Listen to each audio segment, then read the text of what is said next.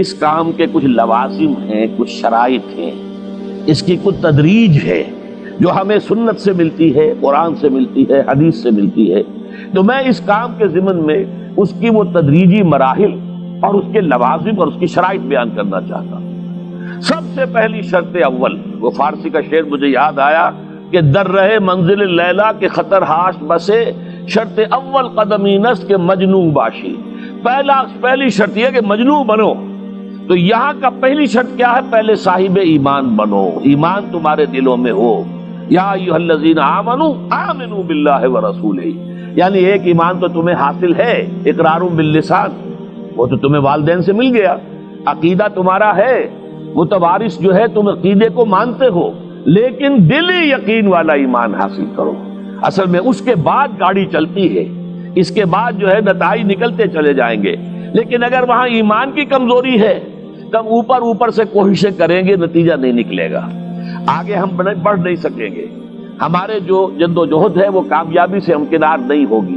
اس جیسے ہی ہے جیسے ہم درخت لگانا چاہ رہے ہیں جس کی جڑ ہی نہیں ہے، آپ زمین کھود کر درخت جو اس کے اندر گاڑ دیں گے تو زمین تو نہیں پکڑے گی اس کو، وہ تو نیچے سے جڑ ہو اور پھر درخت جو ہے اس سے ابھرے، تو وہ ہوتا ہے کہ جس کے لیے یوں سمجھیے سرسبز درخت بنے گا۔ اس حوالے سے سب سے پہلا قدم کیا ہے؟ ہم اپنے گریبانوں میں جھانکیں، اپنے دلوں کو ٹٹولیں، وہ یقین والا ایمان ہے یا نہیں؟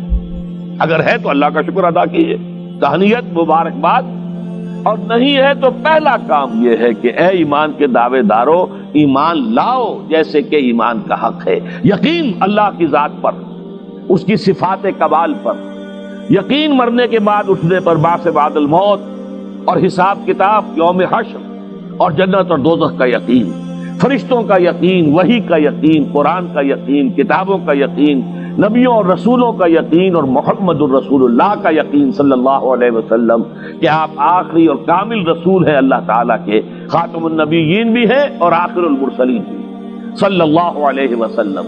یہ یقین پہلے پیدا ہونا چاہیے۔ تو اب ظاہر بات ہے کہ جب میں نے یہ بات اتنی بڑی کہی ہے تو پھر مجھے یہ بھی بتانا چاہیے یقین کہاں سے ملے گا، کون سی دکان ہے، سپر مارکیٹ کوئی ہے جہاں پر کہ یہ جنس بکتی ہو؟ پہلی بات تو یہ ہے کہ اس کے لیے آسان ترین طریقہ کیا ہے؟ صاحب ایمان کی صحبت اختیار کرو۔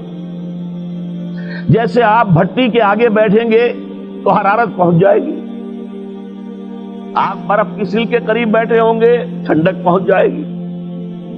اگر صاحب ایمان ہے، کسی کے دل میں یقین والی بھٹی دہک رہی ہے، تو اس کے قرب سے آپ کے اندر بھی یقین پیدا ہو جائے گا۔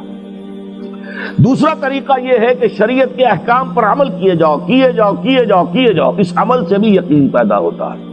یہ دو طرفہ معاملہ ہے، یقین سے عمل پیدا ہوتا ہے اور عمل سے یقین پیدا ہوتا ہے۔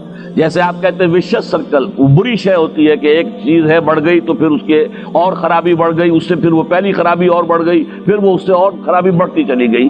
جیسے پیچ آپ کہتے ہیں ہر چکر کے ساتھ وہ پیچ آگے بڑھتا جاتا ہے، اسی طریقے سے بھلائی کا بھی ایک سرکل ہے۔ ایک نیکی آپ کریں گے آپ میں ایمان پیدا ہوگا، اب آپ زیادہ نیکی کریں گے تو اب اور زیادہ ایمان پیدا ہوگا، تو یہ دو طرفہ سرکل ہے۔ اور تیسری بات جو ہے، خاص طور پر فہیم، ذہین، انٹلیکچوئل لوگ، سمجھدار لوگ، اور آج کی دنیا آپ کو معلوم ہے کہ ہمارے نوجوان طبقے میں بہت بڑی تعداد بہت سمجھدار لوگوں کی ہے، اس لیے کہ ان کی معلومات کا دائرہ بڑا وسیع ہو گیا ہے۔ جدید دنیا میں جو علوم ہے ان کا ایکسپلوژن ہے، دھماکہ ہو گیا، اتنے علوم پھیل گئے اور اس کے اثرات ہیں۔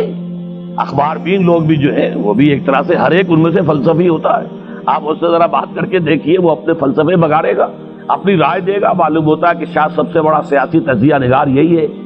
لہذا وہ لوگ کہتے ہیں کہ ہمیں تو وہ بات بتاؤ جو ہماری عقل کو بھی اپیل کرے۔ یہ جو معاملہ ہے وہ ایمان جو عقل کو بھی اپیل کرے، اس کی سورس صرف ایک ہے اور وہ قرآن حکیم ہے۔ مولانا ظفر علی خان نے ایک شعر کہا تھا بہت سادہ انداز میں، وہ جنس نہیں ایمان جسے لے آئیں دکانیں فلسفہ سے، ڈھونڈے سے ملے گی عاقل کو یہ قرآن کے سپاروں۔ عاقل جو ہے انٹلیکچوئل، ایک ہے عام آدمی جو ہے صاحب یقین کی صحبت سے بھی یقین پیدا ہو جائے گا، عام آدمی عمل کرتا رہے گا اس سے بھی یقین پیدا ہو جائے گا، لیکن عاقل، انٹلیکچوئل، وہ شخص جو کہتا پہلے میری عقل کو اطمینان ہونا چاہیے پھر مانوں گا، اس کے لیے جو سورس ہے، منبع ہے، سرچشمہ ہے ایمان کا، وہ صرف اور صرف قرآن ہے۔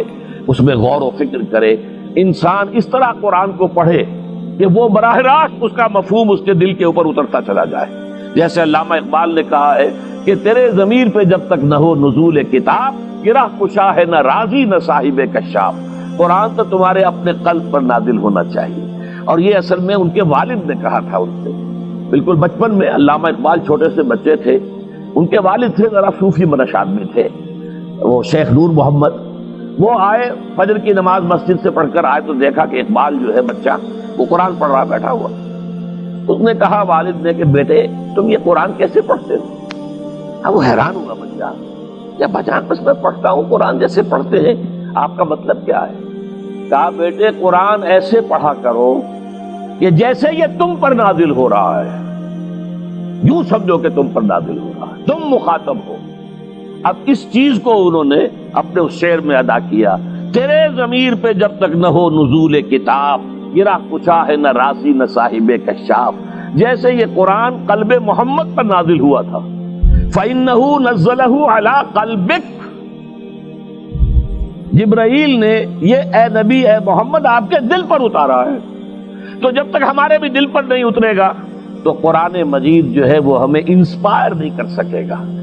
ترجمہ آپ پڑھیں گے، کچھ آپ کو معلوم ہو گیا اس کا مطلب یہ ہے، تفسیر پڑھا، اچھا جی ٹھیک ہے فلاں مفسر نے یہ لکھا ہے، فلاں نے یہ لکھا ہے، یہ معلومات تو مل جائیں گی، لیکن وہ اندر سے جو موٹیویشن ہوتی ہے، اندر سے جو جذبہ ابھرتا ہے، اندر سے جو ایمان جو ہے ایک چشمے کی طرح قلب کی گہرائیوں سے ابلتا ہے، وہ نہیں ہوگا۔ وہ اسی وقت ہوتا ہے کہ جب وہ انٹلیکچوئل آدمی جو ہے وہ کم سے کم اتنی تکلیف ضرور کرے کہ اتنی عربی سیکھ لے کہ عربی جو ہے قرآن مجید اس کے براہ راست قلب پر نازل ہو سکے، وہ ترجمہ نہ دیکھے۔ اب ایک آیت پڑھی پھر ترجمہ دیکھا، پھر دیکھا اس میں نمبر 11 لکھا ہوا ہے، حاشیہ میں جا کر دیکھا نمبر 11 یہاں ہے، وہ دیکھا، تسلسل تو ٹوٹ گیا۔ اب وہ بات نہیں رہی۔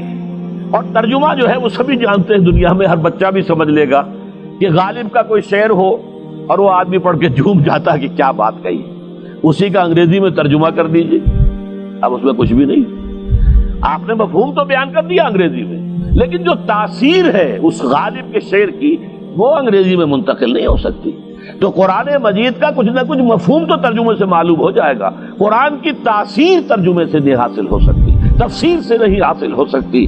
اسی لیے دو سب سے بڑی تفسیروں کا ذکر علامہ اقبال نے کیا ہے کہ گرہ کشا ہے نہ رازی، نہ امام رازی کی تفسیر کبیر سے تمہیں فائدہ ہوگا اور نہ امام زمخشری کی کشاف سے ہوگا، جب تک کہ تمہارے اپنے دل پر قرآن نہ اترے۔ اور اس کے لیے لازم ہے کم سے کم یہ کہ اتنی عربی انسان سیکھ لے کہ بیریئر نہ ہو ٹرانسلیشن کا، کوئی پردہ حائل نہ ہو درمیان میں، تسلسل نہ ٹوٹے، آپ براہ راست پڑھ رہے ہیں اور براہ راست اس کا مفہوم آپ کے قلب پر نازل ہو رہا ہے۔ تو پہلا سٹیپ جو میں نے ان 3 آیتوں پر اضافی آیت سورہ نساء کی آپ کے سامنے رکھی، ہم میں سے ہر شخص کا پہلا کام یہ ہے کہ وہ یقین والا ایمان حاصل کرے۔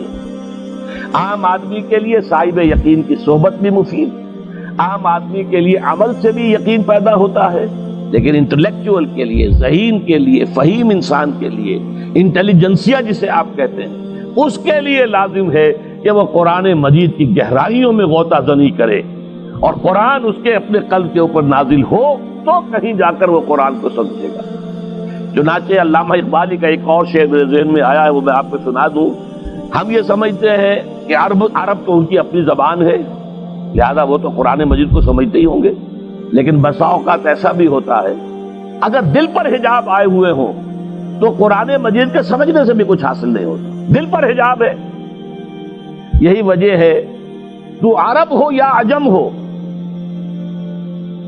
تیرا دل نہ دے گواہی، لغت غریب یہ قرآن مجید جو ہے، تو عجم ہو یا عرب ہو، یہ قرآن مجید تیرے لیے لغت غریب رہے گا جب تک کہ تیرا دل گواہی نہیں دیتا۔